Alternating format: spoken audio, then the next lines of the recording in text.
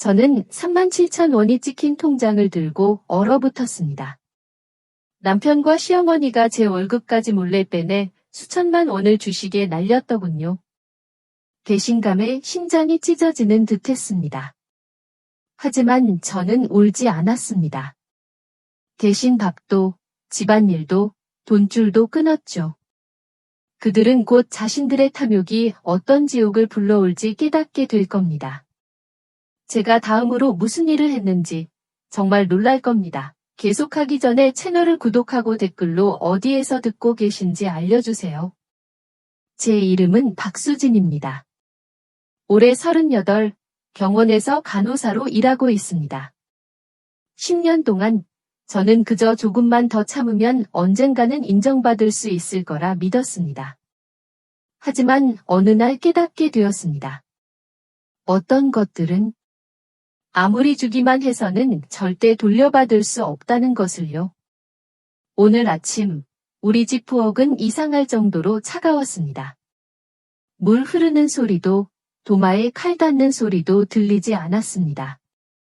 매일 아침 진동하던 구수한 된장찌개 냄새는 온데간데 없고 어제의 기름 냄새가 섞인 무거운 공기만이 남아 있었습니다.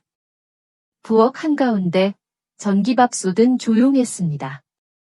뚜껑은 닫혀 있었지만 저는 알 수 있었습니다.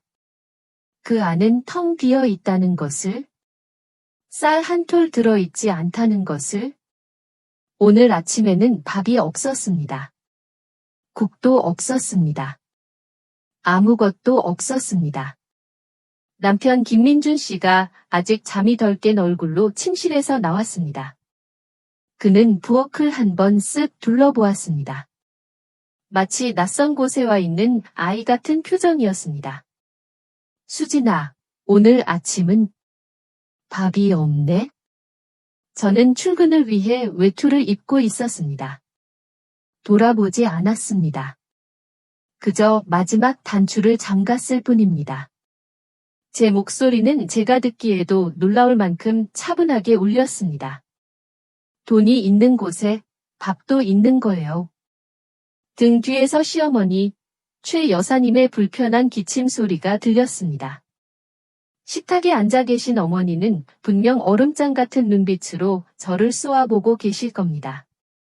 하지만 상관없었습니다.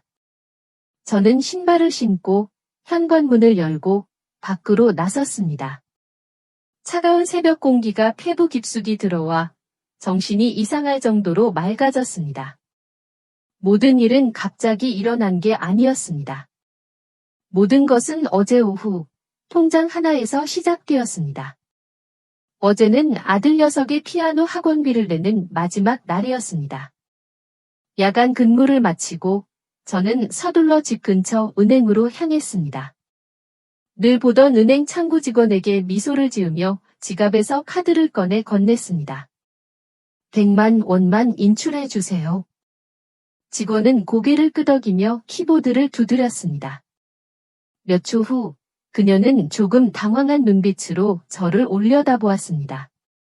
박수진 고객님, 통장에 잔액이 부족합니다. 귀가 멍해졌습니다. 뭔가 착오가 있을 거라고 생각했습니다. 지난주에 제 월급이 분명 입금되었으니까요. 다시 한번 확인해 주시겠어요? 분명 뭔가 잘못됐을 거예요. 그녀는 미안한 표정으로 모니터를 제 쪽으로 돌려주었습니다. 네, 고객님. 현재 잔액은 37,000원입니다. 37,000원. 심장이 더 이상 뛰지 않는 것 같았습니다. 차갑고 딱딱한 은행 창구 아래로 툭 떨어져 버린 기분이었습니다. 손이 떨려왔습니다. 저는 더듬거리며 말했습니다. 그럼 마지막 거래 내역이 뭐죠? 거래 내역서를 좀 뽑아주실 수 있나요? 야른 종이 한 장이 제 앞으로 밀려 나왔습니다. A4, 용지 한 장, 하지만 제게는 그것이 바위처럼 무겁게 느껴졌습니다. 제 눈은 마지막 줄에 고정되었습니다. 거래일. 바로 그저께 이채, 전액, 수취인, 최 여사. 시어머니의 이름 세 글자가 마치 망치처럼 제 머리를 내리쳤습니다. 일부가 아니었습니다. 절반도 아니었습니다. 전액이었습니다. 제가 야간 근무를 서고 병원 휴게실에서 차가운 도시락을 급하게 넘기며 벌었던 그 고된 월급 전부였습니다. 어떻게 은행을 빠져나왔는지 기억나지 않습니다. 그저 걸었습니다. 목적 없이 하염없이 걸었습니다. 서울의 하늘은 잿빛이었습니다. 사람들이 제 어깨를 스쳐 지나갔습니다. 하지만 아무 소리도 들리지 않았고 아무것도 보이지 않았습니다. 머릿속에는 오직 한 가지 질문만이 맴돌았습니다. 왜? 남편의 월급은 어머님께서 전부 관리하셨습니다. 지난 10년간 그래왔습니다. 저는 그것을 받아들였습니다. 하지만 왜? 제 몫까지, 제 아이를 위한 돈까지 가져가신 걸까요? 그리고 제 남편. 그는 이 모든 일이 일어나는 동안 어디에 있었을까요? 휴대전화가 울렸습니다. 민준 씨였습니다. 아마 저녁밥은 왜 아직 안 하냐고 물으려 전화했을 겁니다. 저는 전원을 꺼버렸습니다. 집에 도착했을 때는 이미 어두워져 있었습니다. 시어머니와 남편은 거실에서 텔레비전을 보고 있었습니다. 저를 보시더니 시어머니께서 가시 돋친 목소리로 말씀하셨습니다. 어딜 싸돌아다니다 이제 들어오는 게냐? 밥은 어쩌고? 저는 대답하지 않았습니다. 조용히 침실로 들어갔습니다. 울지 않았습니다. 제 눈물은 이미 오래전에 다 말라버린 것 같았습니다. 저는 그저 어둠 속에 앉아 창밖을 바라보았습니다. 그 순간 저는 알았습니다. 저의 10년간의 며느리로서의 삶은 오늘로 끝났다는 것을. 병원 휴게실 창가에 앉아 잠시 숨을 돌립니다. 밖은 아직 어둡습니다. 동료들이 컵라면을 먹으며 나누는 시시콜콜한 이야기가 멀게만 들립니다. 저는 그저 멍하니 10년 전의 어느 날을 떠올리고 있었습니다. 그때의 저는 사랑만 있으면 모든 것을 견딜 수 있다고 믿었던 28의 박수진이었습니다. 민준 씨의 손을 잡고 시댁에 처음 들어서던 날, 저는 정말 잘하고 싶었습니다. 좋은 며느리, 좋은 아내가 되고 싶었습니다. 하지만 그 집의 시간은 제가 알던 세상과는 다르게 흘러갔습니다. 결혼 생활은 끝없는 인내의 연속이었습니다. 시어머니, 최 여사님은 모든 것을 당신의 방식대로 하셔야 직성이 풀리는 분이셨습니다. 제가 끓인 된장찌개는 늘 너무 짜거나 싱거웠고 할인마트에서 장을 봐오면 어디서 이런 싸구려를 사왔냐며 타박을 하셨습니다. 당신 아들의 월급 통장은 결혼 첫날부터 당신의 서랍 속에 들어갔고 저는 매달 초 어머님 앞에서 공손히 손을 내밀어 생활비를 받아야 했습니다. 마치 용돈을 타쓰는 학생처럼요. 그 돈으로는 늘 부족했습니다. 아이 기저귀 값, 식비, 자잘한 공과금을 내고 나면 제 손에 남는 것은 없었습니다. 달아빠진 구두 굽을 몇 번이나 갈아 신었는지 모릅니다. 정말 갖고 싶었던 립스틱 하나를 사기 위해 저는 일부러 야간 근무를 더 신청해야 했습니다. 그렇게 번 돈으로 화장품 가게에 가서 가장 저렴한 립스틱을 하나 샀던 날, 집으로 돌아오는 버스 안에서 얼마나 설렜는지 모릅니다. 하지만 그 작은 기쁨조차 허락되지 않았습니다. 어머님은 제 화장대에 놓인 새 립스틱을 보시고는 혀를 차셨습니다. 집에 돈이 썩어나는 모양이구나. 이런데 돈 쓸 정신이 있다니. 그 순간 제 손에 들려있던 립스틱이 부끄러워졌습니다. 저는 그것을 서랍 깊숙한 곳에 넣어버렸고 다시는 꺼내지 않았습니다. 제 남편 민준 씨는 늘 제 곁에 없었습니다. 어머니와 저 사이에 보이지 않는 벽이 세워질 때 그는 늘 그 벽의 저편에 서 있었습니다. 제가 억울함에 눈물을 글썽이면 그는 제 등을 토닥이며 속삭였습니다. 엄마 늙으셔서 그래? 당신이 조금만 참아줘. 조금만. 그 조금만이 10년이 될 줄은 그때는 미처 몰랐습니다. 명절이면 그 조금만은 더욱 가혹해졌습니다. 제사상에 올라갈 수십 가지의 음식을 저는 새벽부터 밤늦게까지 혼자서 만들어야 했습니다.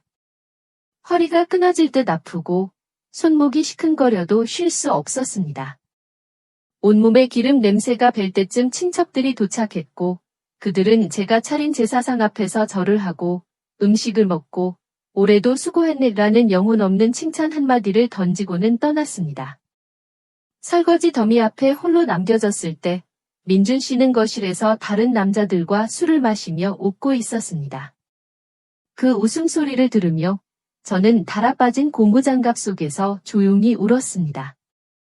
가장 서러웠던 기억은 제가 몸살로 알아누웠던 날입니다. 온몸이 불덩이 같고 뼈마디가 쑤셔서 도저히 일어날 수가 없었습니다. 민준 씨에게 겨우 부탁해주기라도 좀 끓여달라고 했습니다. 하지만 잠시 후 시어머니께서 방문을 열고 들어오셨습니다. 예, 아프다고 누워만 있으면 어떡하니. 나는 내 아들이 끓여준 건 입에 맞지 않아 못 먹는다. 저는 그 말을 듣고 일어나야 했습니다. 휘청거리는 몸을 이끌고 부엌으로 가 쌀을 씻고 냄비에 죽을 안쳤습니다. 가스레인지 불빛 앞에서 어지러움을 참으며 서 있는데 눈물이 뺨을 타고 뚝뚝 떨어졌습니다. 그때 깨달았습니다. 이 집에서 저는 사람이 아니라 그저 며느리라는 기능을 하는 존재일 뿐이라는 것을. 지난 10년간 그런 날들이 수없이 쌓여왔습니다. 작은 서러움, 작은 체념, 작은 상처들이 모여 제 마음속에 보이지 않는 흉터를 만들었습니다. 아무도 알아주지 않는 흉터였습니다.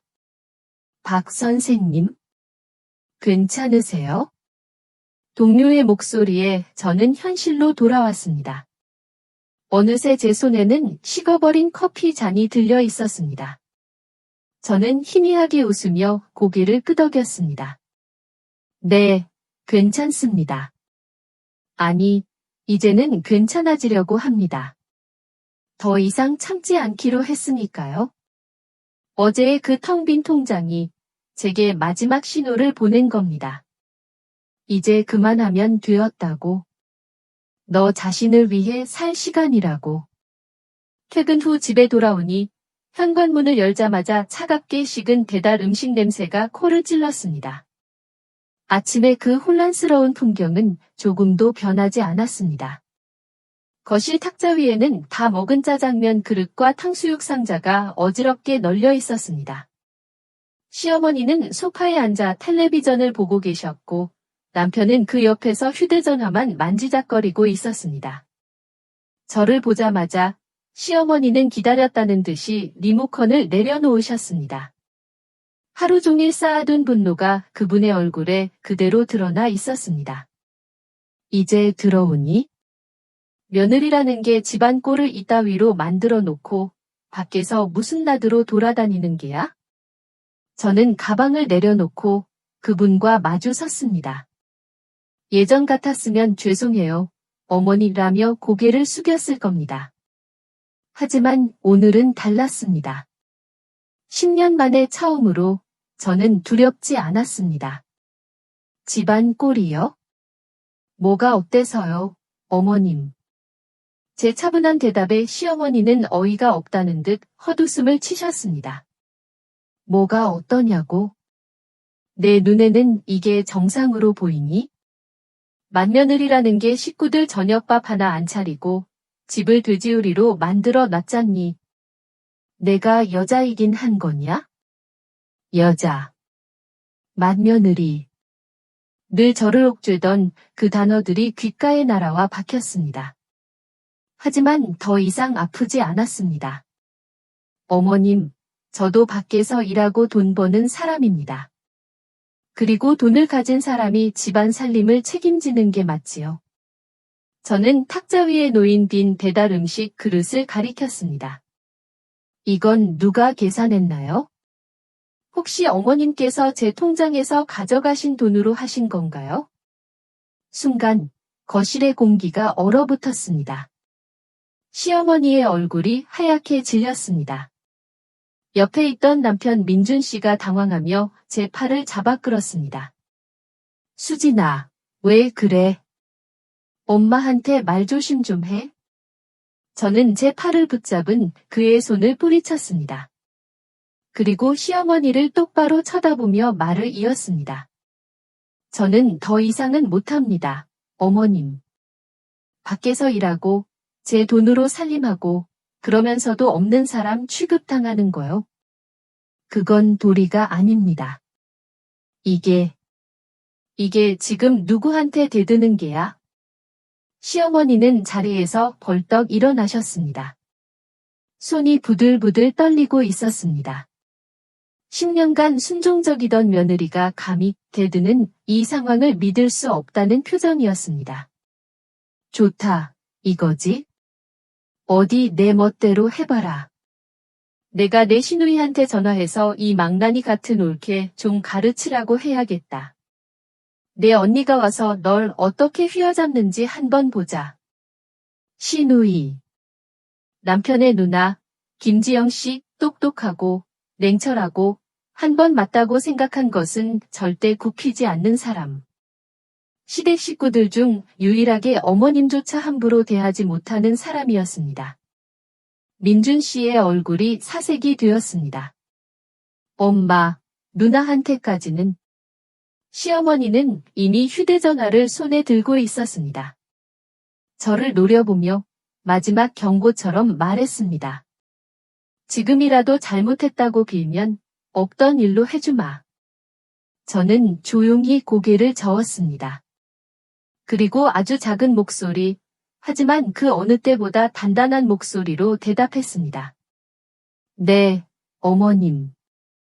그렇게 하세요. 저도 형님이 뭐라고 하실지 듣고 싶네요. 제 대답에 시어머니는 물론 남편 민준 씨의 눈까지 휘둥그레졌습니다. 거실에는 다시 무거운 침묵이 흘렀습니다.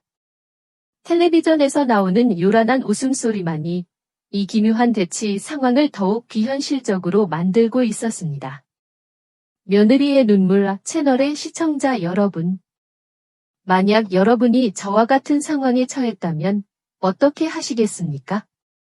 과연 시누이의 등장은 제게 구원이 될까요? 아니면 더 큰 압박으로 다가올까요? 여러분의 생각을 댓글로 남겨주세요. 그리고 저희 채널을 구독하시고 이야기의 다음 편을 함께 지켜봐 주시면 감사하겠습니다. 다음 날 저녁, 형님이 집에 도착했습니다. 시누이 김지영 씨는 저와는 다른 종류의 사람이었습니다. 대기업 부장으로 일하는 형님은 언제나 딱 떨어지는 정장 차림에 흐트러짐 없는 모습이었습니다. 감정을 잘 드러내지 않는 얼굴과 모든 것을 꿰뚫어 보는 듯한 날카로운 눈빛을 가진 사람이었죠. 남편 민준 씨와 시어머니는 그런 형님을 어려워했습니다. 초인종 소리가 울리고 현관문이 열리자마자 시어머니는 마치 구세주라도 만난 듯 형님을 맞았습니다. 지영아, 어서 와라. 내가 와야 이 집안이 바로 선다. 어머니는 제가 들으라는 듯 큰 소리로 말하며 눈물까지 글썽이셨습니다. 하지만 형님은 어머니의 과장된 행동에 별다른 반응을 보이지 않았습니다. 그저 묵묵히 구두를 벗고 집 안으로 들어섰습니다. 그리고는 거실 탁자 위에 놓인 어제의 배달 음식 용기들을 한 번, 저를 한 번, 그렇게 번갈아 쳐다보았습니다. 형님의 시선 아래 저는 마치 발가벗겨진 기분이었습니다. 어머니와 민준 씨는 형님 옆에 서서 지난 이틀간 제가 얼마나 망나니처럼 굴었는지 앞다투어 설명하기 시작했습니다. 밥도 안 하고 청소도 안 하고 어른한테 꼬박꼬박 말대꾸까지 했다고요. 저는 아무 말도 하지 않았습니다. 그저 소파 한쪽 구석에 조용히 앉아 있었습니다. 한참 동안 두 사람의 하소연을 듣고 있던 형님이 나지막이 입을 열었습니다. 그래서요? 그 한마디에 어머니와 민준 씨의 말이 뚝 끊겼습니다. 그래서 두 분은 뭘 하셨는데요? 형님은 그들을 지나쳐 부엌으로 걸어갔습니다. 그리고는 냉장고 문을 열었습니다. 텅 빈 냉장고 안을 한참 들여다보던 형님은 싱크대에 쌓여있는 그릇들을 보고는 작게 고개를 저었습니다. 그 실망한 듯한 표정이 저를 향한 것이 아니라는 것을 저는 알 수 있었습니다. 형님의 시선은 다시 어머니와 제 남편에게로 향해 있었습니다. 거실로 돌아온 형님은 제 앞에 섰습니다. 시어머니는 이제야 속이 시원하다는 듯 의기양양한 표정으로 저를 쏘아보셨습니다. 하지만 형님의 입에서 나온 말은 모두의 예상을 빗나갔습니다. 올케, 나랑 잠깐 얘기 좀 해요. 형님은 저를 데리고 작은 방으로 들어갔습니다. 문이 닫히자 형님은 저에게 앉으라고 손짓했습니다. 저는 긴장된 마음으로 의자에 앉았습니다. 형님이 저를 어떻게 다그칠까, 어떤 논리로 저를 비난할까, 머릿속이 복잡했습니다. 하지만 형님은 왜 그랬어요? 라고 묻지 않았습니다. 대신 아주 직접적인 질문을 던졌습니다. 상황이 여기까지 왔는데 올케가 원하는 마지막 그림이 뭐예요? 저는 그 질문에 잠시 할 말을 잃었습니다. 아무도 제게 원하는 게 뭐냐고 물어봐 준 사람이 없었기 때문입니다. 늘 참고, 맞추고, 희생하는 것만이 제 역할이었습니다. 저는 그저 이혼이에요? 형님의 단도직입적인 물음에 저는 고개를 저었습니다. 그럼 뭐예요? 그냥 이렇게 계속 살겠다는 건 아닐 테고. 저는 한참을 망설이다 아주 작은 목소리로 대답했습니다. 존중. 받고 싶어요, 형님. 이 집에서 저도 사람으로, 가족으로요. 형님은 제 대답을 듣고 아무 말 없이 저를 바라보았습니다. 그 눈빛은 저를 비난하는 것 같지도 동정하는 것 같지도 않았습니다. 그저 모든 것을 가늠하고 있는 듯한 그런 눈빛이었습니다. 잠시 후 우리는 방에서 나왔습니다. 거실에서는 시어머니와 민준 씨가 초조하게 우리를 기다리고 있었습니다. 형님은 어머니를 향해 말했습니다. 어머니, 집안 살림 내역 좀 봐야겠어요. 가계부 같은 거 있죠? 시어머니는 당황한 기색이 역력했습니다. 가계부. 그건 얘가 다 알아서 했지. 나는 모른다. 돈 관리는 어머니가 하신다면서요? 돈은 내가 갖고 있었지만 쓰는 건 다 얘가 했으니까 걔한테 물어봐야지. 어머니는 모든 책임을 제게 떠넘겼습니다. 그 순간 형님의 눈썹이 미세하게 꿈틀거리는 것을 저는 놓치지 않았습니다. 형님이 저를 돌아보았습니다. 올케, 그동안 집안 살림 어떻게 했는지 나한테 전부 다 얘기해줘요. 하나도 빠짐없이. 형님의 목소리는 낮고 차분했지만 그 안에는 거스를 수 없는 힘이 실려 있었습니다. 저는 그 순간 직감했습니다. 이 길고 외로운 싸움에 어쩌면 저 혼자만은 아닐 수도 있겠다는 아주 작은 희망을요. 그날 밤 집안에는 폭풍전야와 같은 무거운 긴장감이 감돌았습니다. 형님은 저와 나눈 이야기를 마음에 담아둔 듯 더 이상 아무것도 묻지 않았습니다. 그저 묵묵히 소파에 앉아 책을 읽을 뿐이었습니다. 하지만 저는 알 수 있었습니다. 형님의 머릿속은 그 어느 때보다 복잡하게 돌아가고 있다는 것을. 다음 날 아침, 저는 평소처럼 출근 준비를 했습니다. 제가 현관을 나서려 할 때 형님이 남편 민준 씨를 불렀습니다. 민준아, 너 오늘 휴가 좀 내. 나랑 할 얘기가 있으니까. 민준 씨는 누나의 말에 아무런 토를 달지 못하고 고개를 끄덕였습니다. 저는 두 사람을 뒤로 하고 집을 나섰지만 하루 종일 마음이 편치 않았습니다. 병원에서도 자꾸만 두 사람이 무슨 이야기를 나눌까 하는 생각에 일이 손에 잡히지 않았습니다. 저녁에 집으로 돌아왔을 때 현관에 놓인 남편의 구두를 보고 심장이 쿵 내려앉았습니다. 거실로 들어서자 민준 씨는 소파에 고개를 푹 숙인 채 앉아 있었고 형님은 팔짱을 낀 채 차가운 표정으로 그를 내려다보고 있었습니다. 시어머니는 보이지 않았습니다. 두 사람 사이에 오갔을 대화를 짐작하기는 어렵지 않았습니다. 형님은 분명 날카로운 질문들로 민준 씨를 몰아붙였을 겁니다. 제가 들어서는 것을 본 형님이 입을 열었습니다. 민준이한테 물었어. 너희 둘 월급 어머니가 받아서 대체 어디에 쓰셨냐고. 민준 씨는 더욱 깊이 고개를 숙였습니다. 그런데 얘가 제대로 대답을 못해 그냥 어머니가 알아서 관리하셨다고만 앵무새처럼 반복하고 있어. 민준아, 똑바로 말해. 그 돈 대체 어디로 간 거야? 민준 씨는 입술만 달싹일 뿐 아무 말도 하지 못했습니다. 그의 침묵은 단순한 무지를 넘어 무언가를 필사적으로 숨기고 있다는 느낌을 주었습니다. 형님의 표정은 점점 더 굳어갔습니다.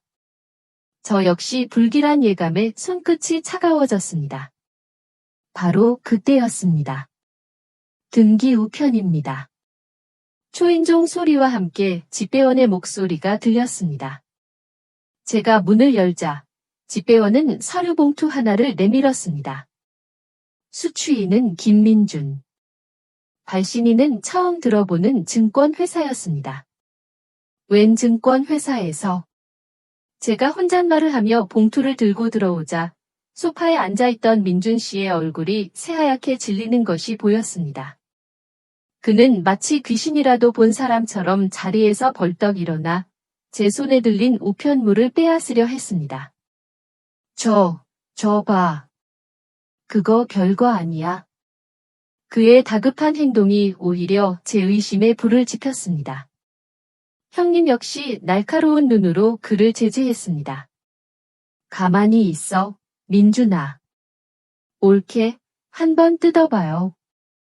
저는 떨리는 손으로 봉투를 뜯었습니다. 안에는 얇은 종이 한 장이 들어 있었습니다. 주식 거래 내역서.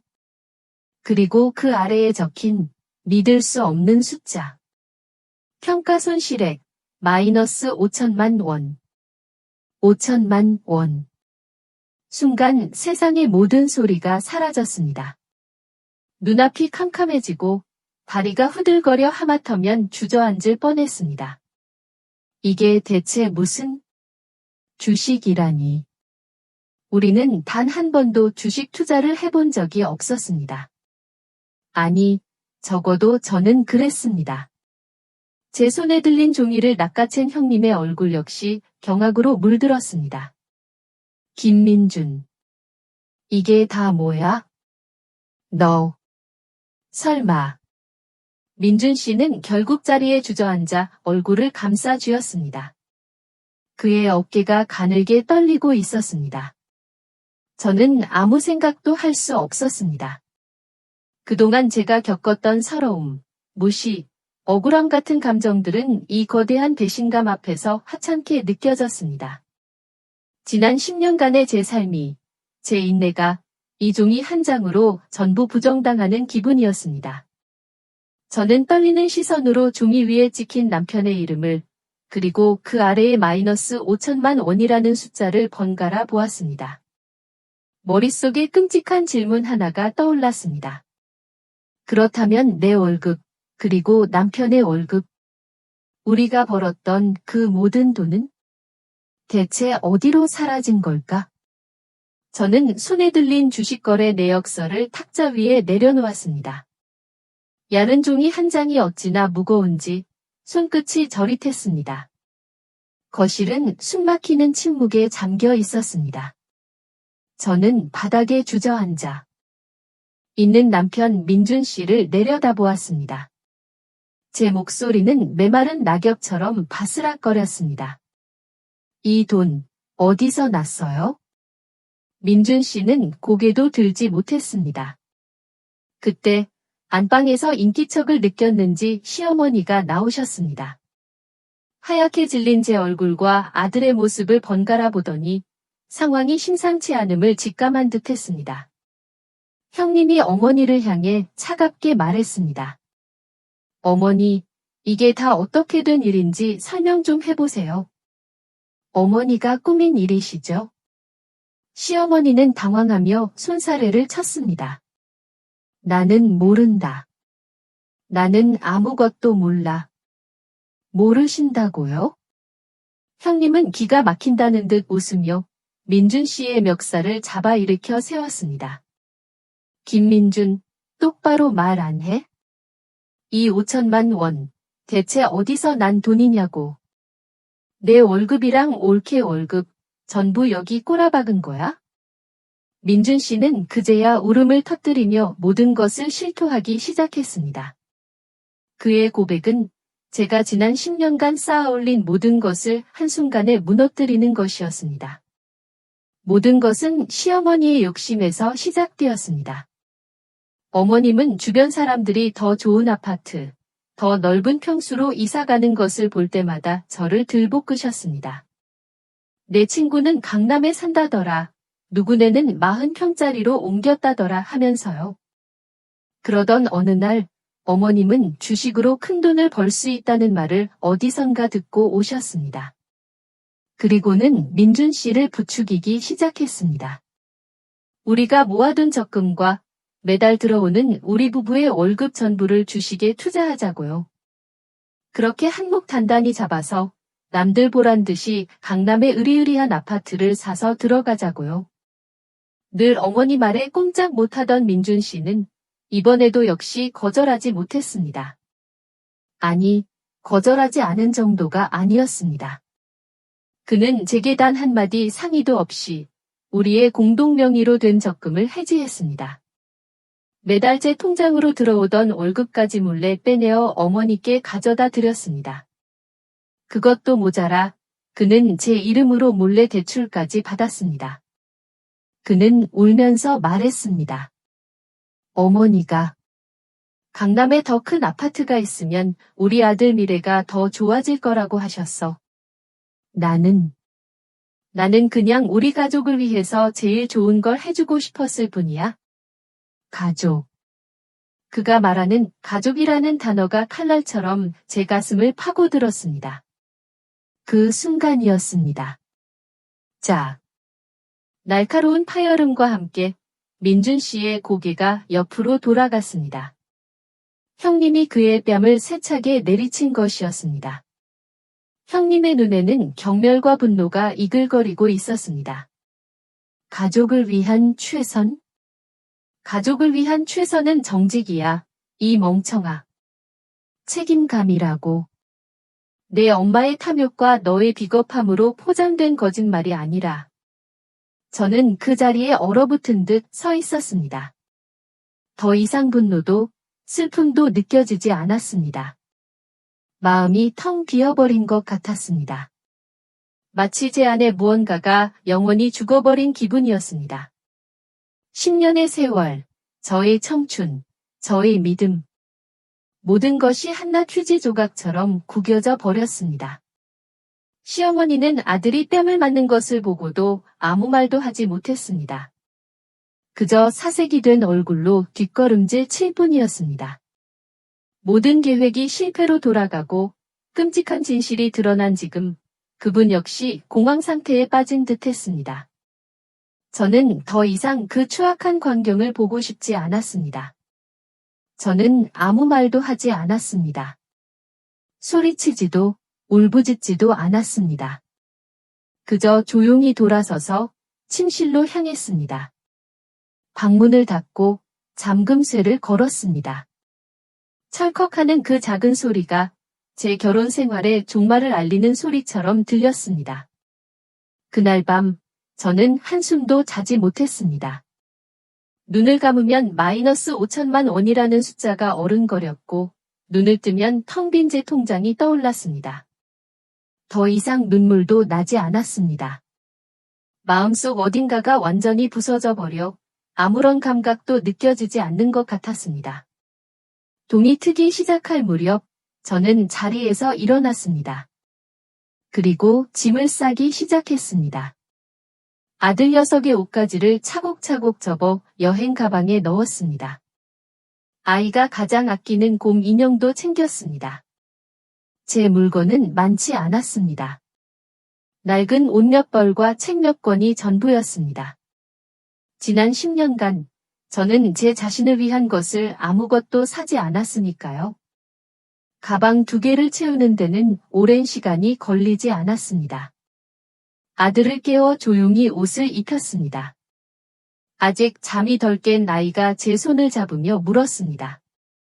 엄마, 우리 어디가? 저는 아이의 머리를 쓰다듬으며 희미하게 웃었습니다. 응, 우리 아들, 새로운 집 보러 가는 거야. 가방 2개를 끌고 아이의 손을 잡고 저는 침실 문을 열었습니다. 거실에는 어젯밤과 똑같은 모습으로 3사람이 앉아 있었습니다. 밤새 아무도 잠들지 못한 것 같았습니다. 시어머니는 넋이 나간 표정이었고 남편 민준 씨의 눈은 붉게 충혈되어 있었습니다. 형님만이 변함없이 차분한 얼굴로 저를 바라보고 있었습니다. 제가 끄는 여행 가방 바퀴 소리가 적막한 거실에 유난히 크게 울렸습니다. 민준 씨가 벌떡 일어나 제 앞을 막아섰습니다. 수진아. 제발. 내가 다 잘못했어? 내가 평생 속죄하며 살게. 제발 가지 마.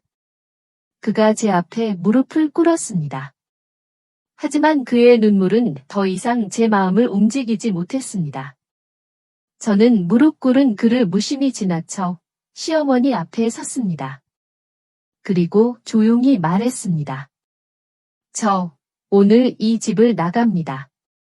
그리고 민준 씨. 저는 다시 남편을 돌아보았습니다. 당신과 어머님이 만드신 그 깃. 제 아들 미래의 그림자 들이게 하지 마세요. 아이는 제가 알아서 책임질 테니까 당신은 당신의 책임을 다하세요. 저는 그의 눈을 똑바로 쳐다보았습니다. 처음이었습니다. 10년 만에 처음으로 저는 그의 눈을 피하지 않았습니다. 너무 늦었어요, 민준 씨. 저는 아이의 손을 잡고 현관으로 향했습니다. 아무도 저를 막지 못했습니다. 현관문을 열어준 것은 형님이었습니다. 형님은 굳게 닫혔던 문을 열어주며 제게 나지막이 속삭였습니다. 미안하다. 옳게. 정말 미안해. 부디. 잘 살아. 저는 아무 대답도 하지 않았습니다. 그저 고개를 한번 까딱했을 뿐입니다. 이른 아침의 햇살이 눈부시게 쏟아져 들어왔습니다. 저는 아이의 손을 꽉 잡고 그 햇살 속으로 걸어 나갔습니다. 뒤돌아보지 않았습니다. 등 뒤에서 쾅 하고 현관문이 닫히는 소리가 들렸습니다. 그 소리는 마치 지난 10년간의 지긋지긋했던 시간을 끊어내는 소리처럼 들렸습니다. 며느리의 눈물 채널의 시청자 여러분. 여기까지 제 이야기를 들어주셨다면 괜찮으시다면 아래 댓글에 숫자 1분을 남겨주세요. 이 길고 힘든 여정에 저와 함께 걸어주는 분들이 있다는 것을 알고 싶습니다. 여러분의 존재가 잿더미가 된 결혼 생활 속에서 한 여자가 어떻게 다시 일어서는지에 대한 마지막 이야기를 이어갈 가장 큰 힘이 됩니다. 진심으로 감사드립니다. 그 집을 나온 지 6달이 흘렀습니다. 저와 아들은 병원 근처에 작은 월세방을 얻었습니다. 햇볕이 잘 들지 않는 낡은 빌라였지만 이곳은 온전히 우리 둘만의 공간이었습니다. 처음으로 누구의 눈치도 보지 않고 아침잠을 잘 수 있었고 아이가 좋아하는 반찬만으로 저녁 식탁을 차릴 수 있었습니다. 저는 병원 근무 시간을 늘렸고 쉬는 날에는 단기 아르바이트도 마다하지 않았습니다. 몸은 고됐지만 마음은 이상할 정도로 평온했습니다. 퇴근 후 좁은 방에서 아들과 함께 그림을 그리고 낡은 텔레비전으로 만화 영화를 보며 웃는 시간이 제게는 무엇과도 바꿀 수 없는 행복이었습니다. 아들 녀석은 더 이상 할머니의 날카로운 목소리에 주눅들지 않았고 아빠의 무관심에 시무룩해하지도 않았습니다. 아이의 얼굴에 웃음이 돌아온 것, 그것만으로도 제 선택은 옳았다고 저는 매일 밤되뇌었습니다. 반면 제가 떠나온 그 집의 시간은 거꾸로 흐르는 듯했습니다. 가끔 형님에게서 전화가 걸려왔습니다. 형님은 제 안부를 묻고는 조심스럽게 그 집 소식을 전해주었습니다. 어머니, 요즘 기력이 많이 없으셔.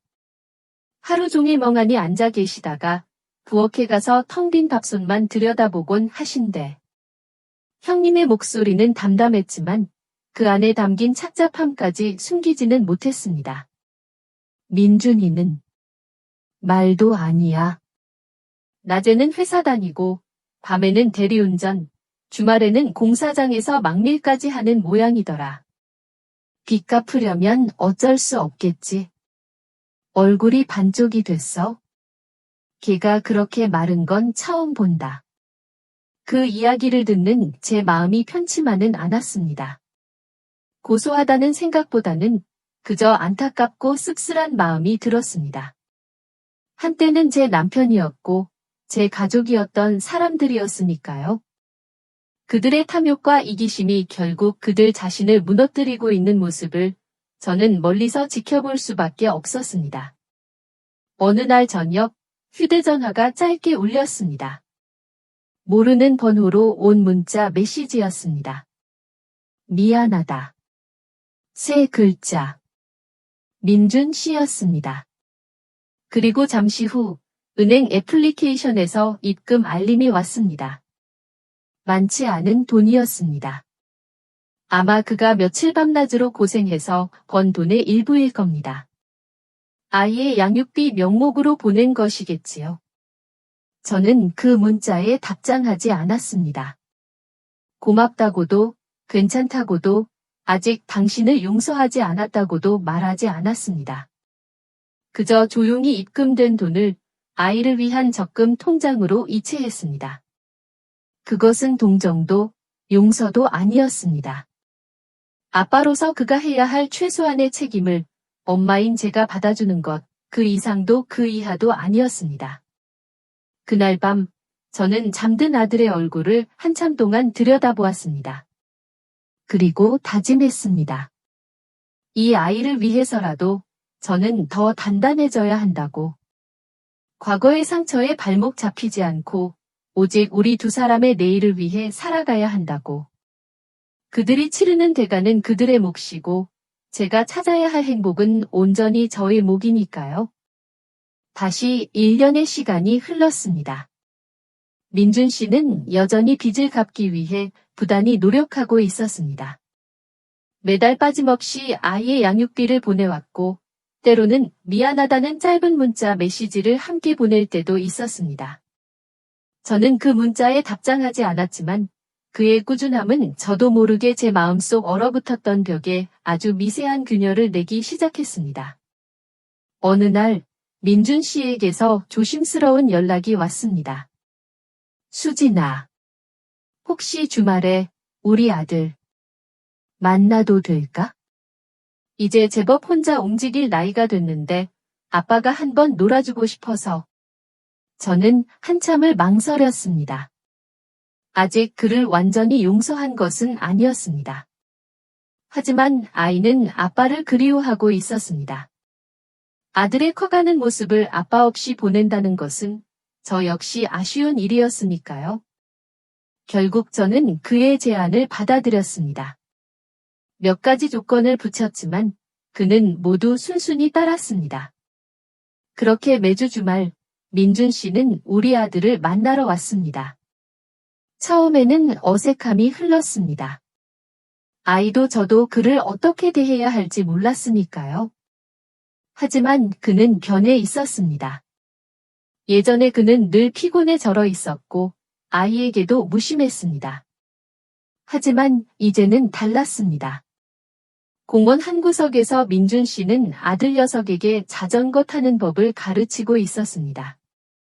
아이가 수없이 넘어지고 무릎이 까지는데도 그는 한 번도 짜증내지 않았습니다. 인내심을 가지고 아이를 일으켜 세우고 자세를 바로잡아 주었습니다. 제가 뒤에서 그 모습을 지켜보고 있자니 가슴 한구석이 뭉클해졌습니다. 예전에는 상상도 할 수 없었던 모습이었습니다. 아이의 작은 손이 까져 피가 나자 민준 씨는 자신의 손수건을 꺼내 능숙하게 상처를 소독해 주었습니다. 그리고는 아이에게 장난스럽게 말했습니다. 봐라, 아빠 손도 이렇게 굳은 살 투성이야. 세상에 쉬운 건 아무것도 없단다. 넘어지면 다시 일어서면 되는 거야. 그의 말 한마디 한마디에 진심이 담겨 있었습니다. 거칠애가 아니었습니다. 그는 정말로 아빠가 되어가고 있었습니다. 한 번은 아들이 심하게 열이 나서 밤새 끙끙 앓았던 적이 있었습니다. 저는 급히 민준 씨에게 연락했습니다. 혹시나 하는 마음의 한 연락이었는데 그는 한밤중에 곧장 달려왔습니다. 새벽 내내 제 옆에서 아이의 이마를 짚고 물수건을 갈아주며 밤을 새웠습니다. 아침이 밝아올 때까지 그는 단 한마디의 불평도 하지 않았습니다. 오히려 저를 보며 수진아, 당신도 잠시 눈 좀 붙여 라고 말해주었습니다. 그의 얼굴에는 피곤함이 역력했지만 그 눈빛에서는 책임감이 느껴졌습니다. 그 모습을 보면서 제 마음속 얼음벽이 조금씩 녹아내리는 것을 느꼈습니다. 물론 아직 완전히 녹은 것은 아니었습니다. 10년간 쌓인 상처와 배신감은 쉬이 사라질 수 있는 것이 아니었습니다. 하지만 저는 그에게서 예전과는 다른 무언가를 보기 시작했습니다. 그는 더 이상 비겁하고 무책임한 남자가 아니었습니다. 시어머니 소식도 형님을 통해 간접적으로 들려왔습니다. 어머니는 여전히 저에게 직접 연락할 엄두를 내지 못하고 계셨습니다.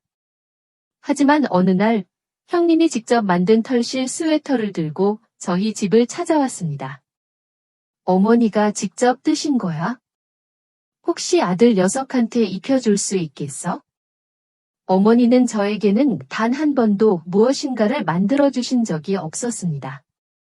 그 털실 스웨터를 받아들자 왠지 모를 서글픔이 밀려왔습니다. 저는 그저 고개를 끄덕였습니다. 다음 주말 아들을 민준 씨에게 보낼 때 저는 그 스웨터를 입혔습니다. 아들은 해맑게 웃으며 아빠에게 달려갔습니다. 민준 씨는 아이를 안아 올리다가 그 스웨터를 보았습니다. 그는 저를 한번 쳐다보았지만 아무 말도 하지 않았습니다. 그저 아이를 품에 안고 활짝 웃을 뿐이었습니다. 그것은 저의 무언의 신호였습니다. 아직은 아니지만 어쩌면 아주 천천히, 아주 조심스럽게 새로운 가능성이 시작될 수도 있다는 작은 희망의 신호였습니다. 제 마음속 얼어붙은 호수에 잔잔한 파문이 일렁이기 시작한 것입니다. 시간은 다시 흘러 아들 녀석의 생일이 되었습니다. 아이를 위한 조촐한 상을 차리면서 저는 10년 전 제 생일을 떠올렸습니다. 그때 저는 시어머니의 눈치를 보며 남편이 사다 준 케이크 한 조각도 마음 편히 먹지 못했습니다. 하지만 오늘은 달랐습니다.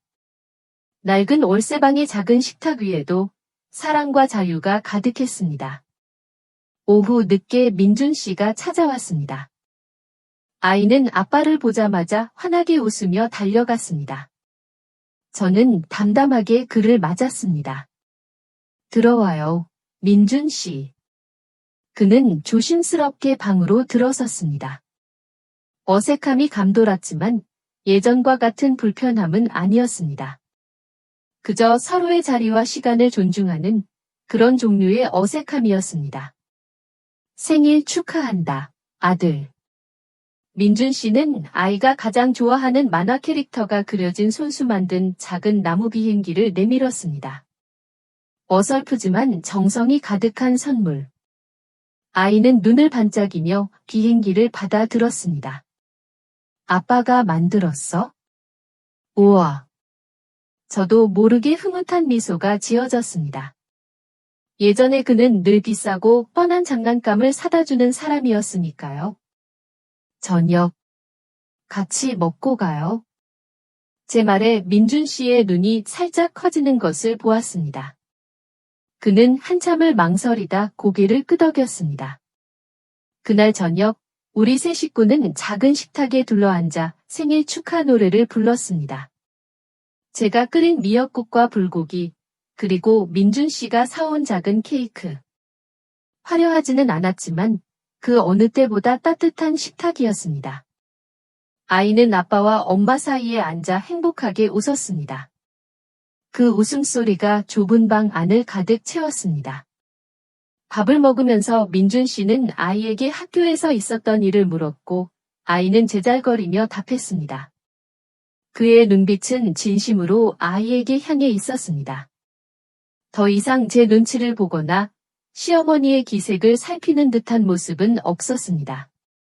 식사를 마치고 민준 씨는 선물이라며 작은 상자 하나를 제게 내밀었습니다. 이건 내가 주는 선물이야.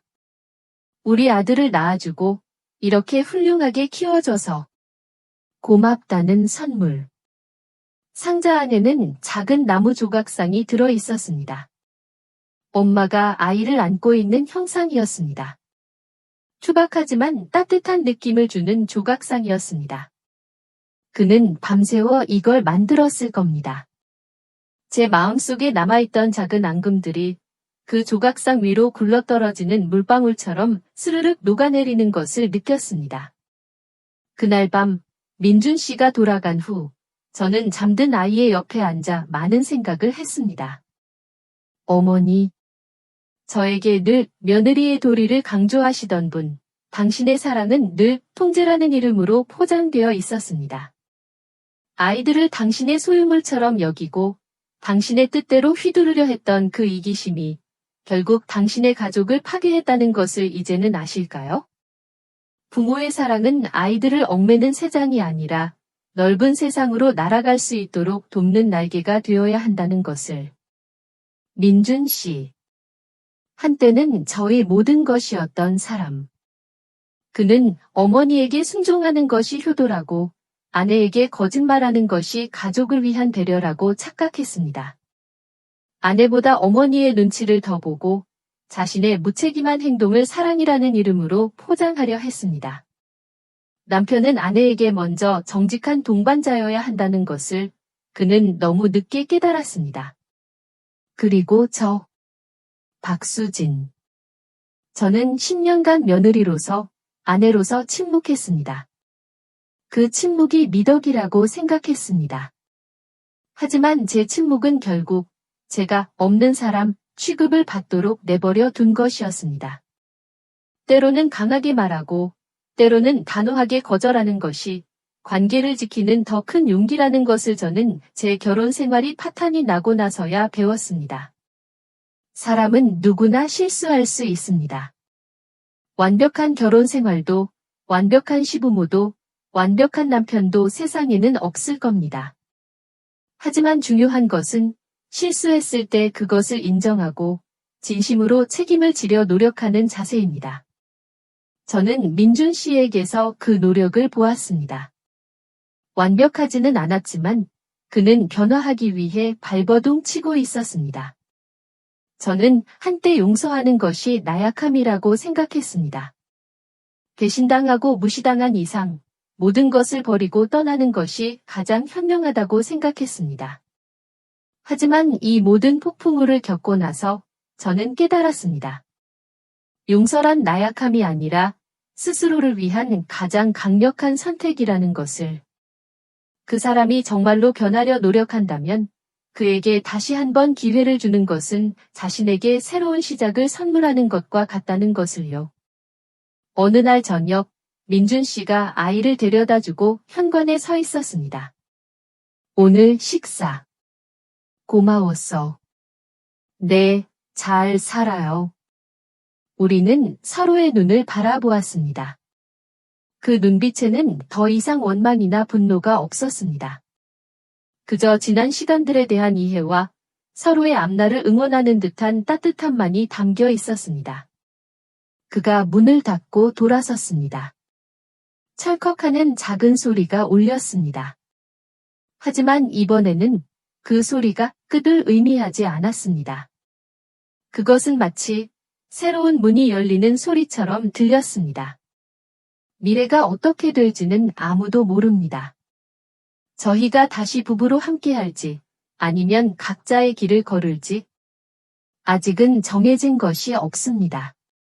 하지만 한 가지 분명한 것은 저는 더 이상 과거의 제가 아니라는 것입니다. 저는 이제 저 자신을 존중하고 저의 행복을 스스로 찾아가는 법을 배운 박수진입니다. 저의 이야기는 여기까지입니다. 만약 여러분도 저처럼 무시당하고 인내를 강요당하고 마치 그림자처럼 살아왔다면 기억해 주세요. 당신에게는 떠날 권리가 있고 스스로를 사랑할 권리가 있으며 존중받을 권리가 있습니다. 그리고 만약 다시 시작할 기회가 찾아온다면 그것을 소중히 여기세요.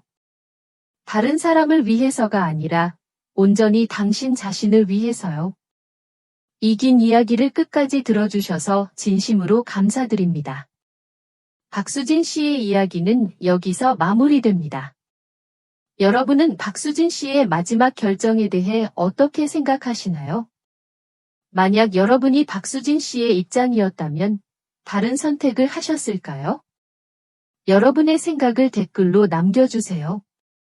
저는 하나하나 소중히 읽어보고 있습니다. 이 이야기가 여러분에게 어떤 생각이나 감정을 불러일으켰다면 좋아요를 눌러주시고 같은 감동을 느낄 것 같은 분들에게 공유해주세요.